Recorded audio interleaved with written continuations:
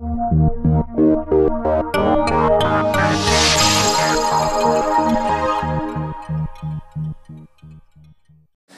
been the most toughest ride of all time. Like my brother was my best friend, man. It was so very tough. I can't put it into words. There's no possible way. I wish I could download a feeling into you through a memory chip to understand what I'm going through. But I found that strength through God. I really realized what it means to love and to be influenced, and the power of choice, and all these things started to come into my head, and I started to realize, wow, we're all so lost, and we just need someone to show us the way. And Jesus is showing me the way, and that's what's going on. Of course. Yeah. I said I forgive them, and I truly mean it from my heart. These guys, although they took my brother, and although they were looking for trouble that night, they had a gun in their car, and it was, it's something that I don't wish on anyone. I've realized, that they were just looking for respect and looking for power in the wrong places, and sometimes we do that as humans without having a proper influence and role model in our lives. And through Jesus, I've realized that beforehand. I was all about revenge and the same thing. So praise be to God. What are you hoping for?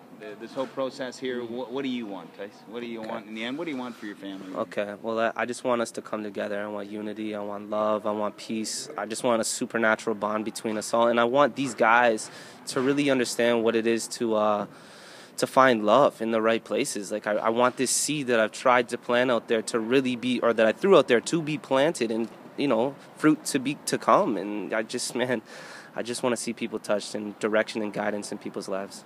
What do you want people to remember about your brother? You had lots of really awesome things to say about him in court. Tell us about him. Oh, man, Terrell. Okay, if I could put this in a little bit of words, he was the most amazing person in the world. He was that second half of me that I was more serious into what I wanted, success-driven, performance-based life, pretty much. And my brother was that, free bird, loving. He loved people in ways that I never, he liked everyone, you know what I mean? And I didn't know how to like people like that. I called him weird for loving all these people. But then, when I got to know the gospel, I started to realize, wow, this guy has a heck of a heart. And his laugh, his smile, everything, man. He's just so amazing.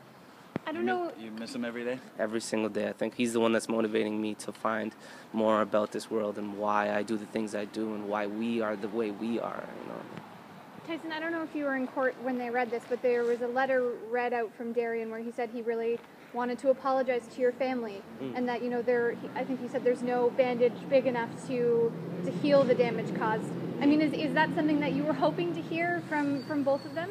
Well, the main thing for me is I hope it's sincere, and I hope it comes straight from his heart. Sometimes words are cheap, and sometimes they're very powerful, and I just hope that it's from his heart, and this can change him. That's what I hope for. Difficult as this been? Terrible. It's just taken away my life to live. If I hadn't had Jesus, then I would never have been able to make it. This is such a tragedy. It shouldn't have happened. I pray that these boys turn their lives around. God only knows if they will.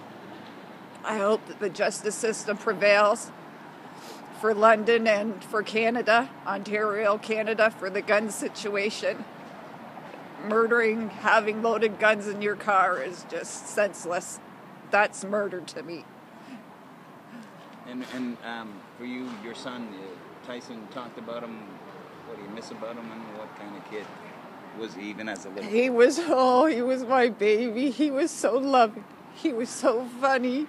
He was our glue to our family. He was our baby. He was our baby.